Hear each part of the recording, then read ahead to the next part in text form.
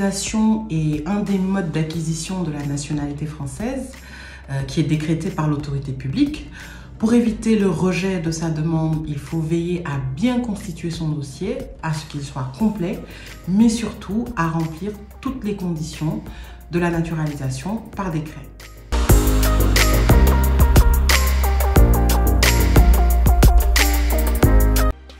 Alors, il existe plusieurs conditions pour être naturalisé. La première, c'est la condition qui est liée à l'âge.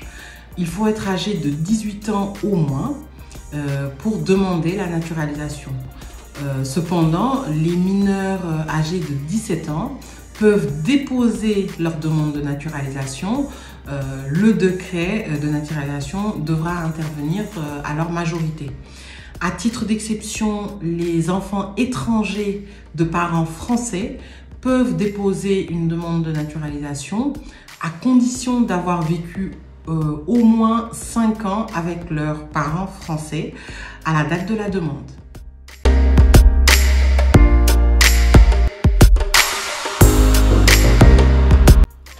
Concernant la condition de la résidence, en principe, vous devez résider sur le territoire national français au moment de la demande de naturalisation. Vous devez y résider avec l'ensemble de votre famille, c'est-à-dire votre conjoint et vos enfants. Si un membre de votre famille ne réside pas sur le territoire national, la demande pourra vous être refusée. À titre d'exception, vous pouvez demander la naturalisation en résidant à l'étranger si vous remplissez les conditions suivantes. Vous exercez une activité professionnelle publique ou privée pour le compte de l'État français ou d'un organisme dont l'activité présente un intérêt particulier pour l'économie et la culture française, si vous séjournez à Monaco, si vous faites votre service national ou êtes engagé dans une formation régulière de l'armée française ou dans le cas où vous êtes un volontaire du service national.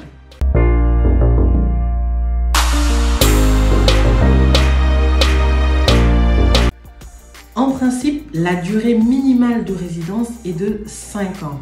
Donc vous devez résider régulièrement, c'est-à-dire avec un titre de séjour, depuis au moins 5 ans sur le territoire français pour pouvoir effectuer une demande de naturalisation. Cependant, cette durée de 5 ans est réduite à 2 ans si vous remplissez les conditions suivantes.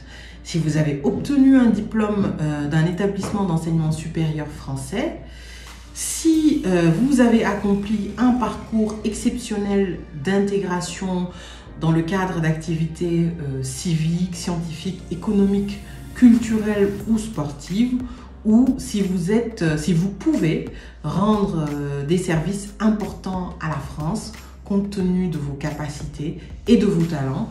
Par exemple, c'est le cas des sportifs qui sont sélectionnés au sein de l'équipe nationale française.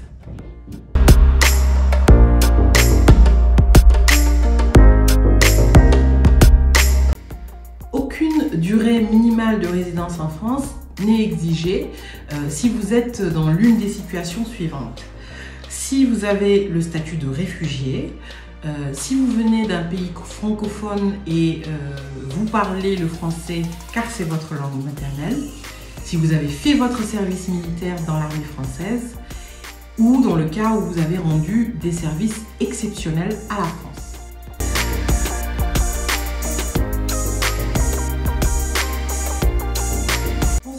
La régularité du séjour, vous devez être titulaire au moment de la demande d'un titre de séjour en cours de validité, sauf si vous êtes un citoyen de l'Union européenne ou un ressortissant suisse. Vous ne devez pas faire l'objet d'un arrêté portant obligation de quitter le territoire français ou d'interdiction du territoire français, toujours en vigueur.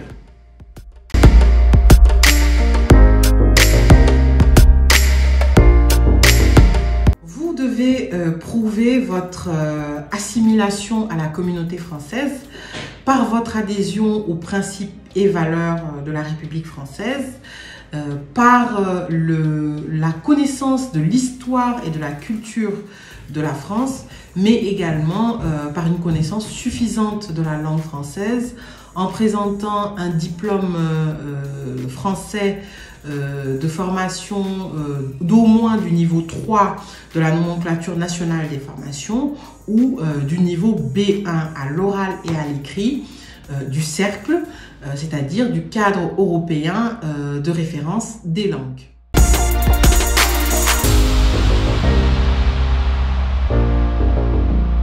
Vous devez justifier d'une insertion professionnelle suffisante en France, c'est-à-dire que vous devez exercer une activité professionnelle, en tout cas salariée ou non, et avoir des revenus au moins égaux au SMIC qui vous permettent de vivre convenablement avec votre famille. Donc cette condition est très importante.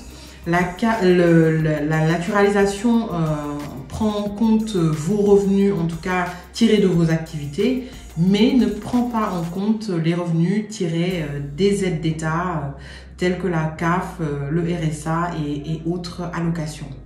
C'est une condition qui est assez importante dans la mesure où plusieurs décisions de rejet ou d'ajournement sont fondées sur le défaut d'insertion professionnelle en France.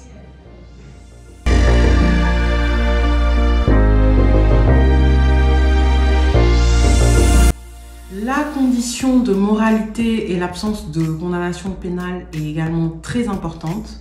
Vous devez faire preuve de bonne vie et de bonnes mœurs. Vous ne devez pas avoir été condamné plus de 6 mois sans sursis en France. Vous ne devez pas avoir été condamné pour acte de terrorisme ou d'atteinte aux intérêts fondamentaux de la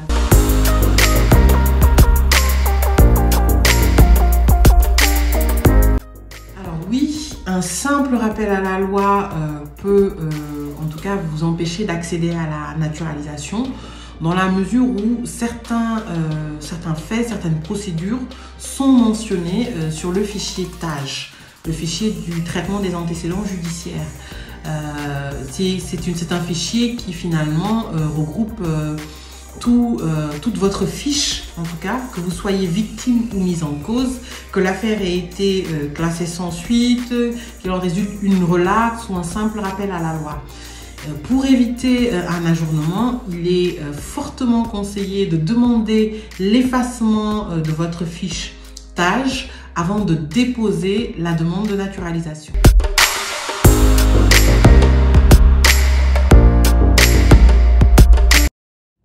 Alors, votre dossier est déposé au sein de la plateforme régionale de naturalisation, d'où dépend votre lieu de résidence. Vous devez déposer donc au sein de la préfecture, hein, qui est responsable des demandes de naturalisation régionales, donc de votre lieu de résidence.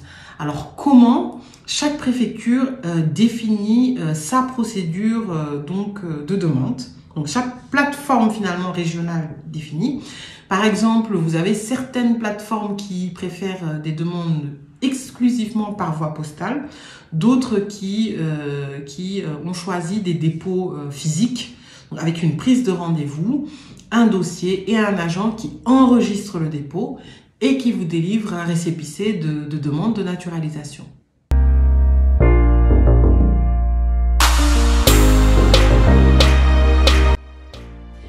Alors, votre famille, par famille on entend conjoint et enfant. Votre conjoint sera naturalisé s'il dépose également une demande de naturalisation. Donc, il faut déposer pour un couple 2 demandes distinctes. Il n'y a pas de demande commune.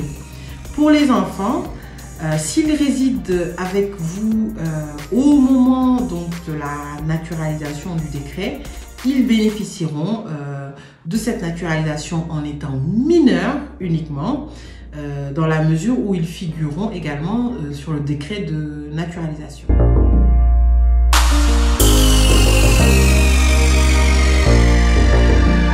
En principe, les demandes sont traitées dans un délai de 18 mois. Ce délai peut être ramené à 12 mois si vous avez plus de 10 ans de résidence en France. Mais cette règle n'est que théorique parce que finalement, chaque préfecture avec ses propres délais, en tout cas chaque plateforme plutôt, plateforme régionale de naturalisation avec ses propres délais. Par exemple, à Bordeaux, on est à plus de 36 mois actuellement de délai d'instruction de la demande de naturalisation, alors que dans d'autres départements, les délais sont de 18 mois ou 24 mois.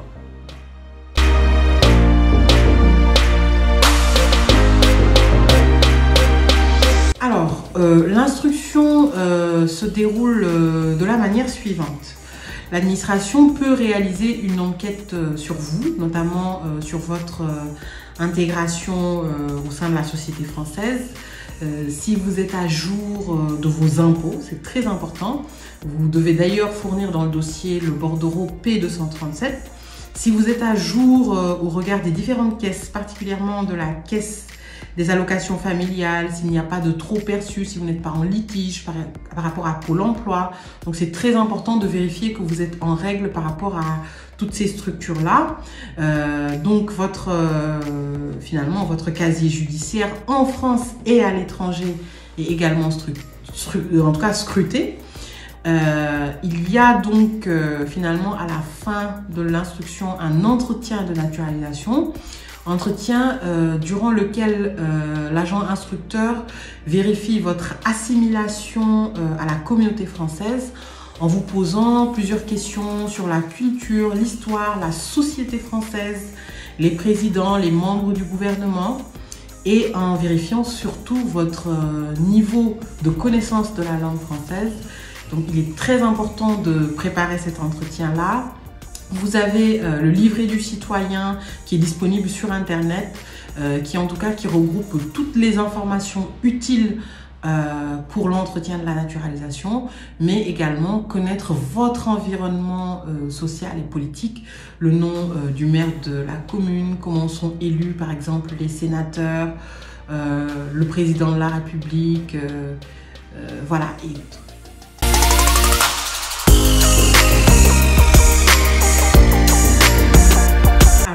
Si votre demande de naturalisation est acceptée, vous allez recevoir un courrier vous informant de votre inscription sur le décret de naturalisation et de sa publication au journal officiel.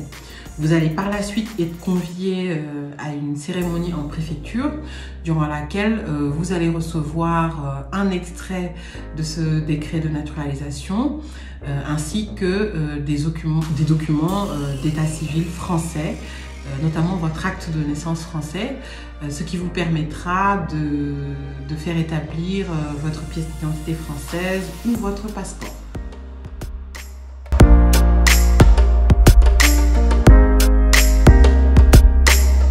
Alors, la demande de naturalisation peut être refusée ou ajournée. S'il s'agit d'un ajournement, c'est que la préfecture, en général, estime que vous ne remplissez pas encore toutes les conditions et qu'elle vous ajourne pour une durée qui est en général de 2 ans. Si vous faites l'objet d'une décision de refus ou d'ajournement, vous disposez de 2 voies de recours.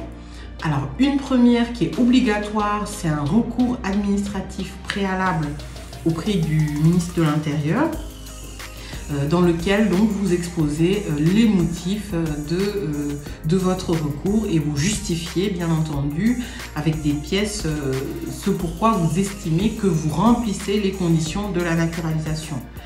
Alors le ministre aura un délai de 4 mois pour examiner votre recours finalement qui est hiérarchique et obligatoire pour vous répondre. Si à l'issue de ce délai de 4 mois à compter de la réception du recours, vous n'avez pas de réponse, c'est que le ministre a refusé. Et donc, vous avez une décision implicite de rejet. À partir de du délai de 4 mois, vous disposez d'un nouveau délai de 2 mois pour effectuer un recours devant le tribunal administratif de Nantes.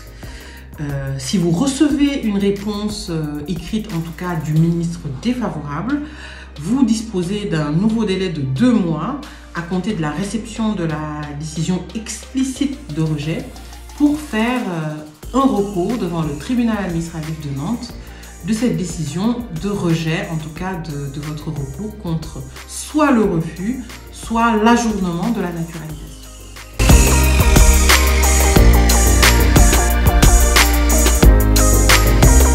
Alors, l'avocat sera en mesure vous conseiller, en tout cas très utilement pour votre demande de naturalisation. D'une part, en effectuant un audit juridique de votre situation pour voir si vous remplissez bien toutes les conditions de la naturalisation. S'il n'existe pas dans votre dossier ou dans votre situation un élément qui pourrait vous être défavorable, l'avocat vous aidera à présenter un dossier solide auprès de l'administration afin d'être naturalisé. Il peut également utilement vous conseiller, vous assister et vous accompagner dans le cadre d'un recours contre un refus de naturalisation ou un ajournement, donc auprès du ministre, mais également d'un recours devant le tribunal administratif de Nantes si c'est le ministre lui-même qui refuse votre naturalisation.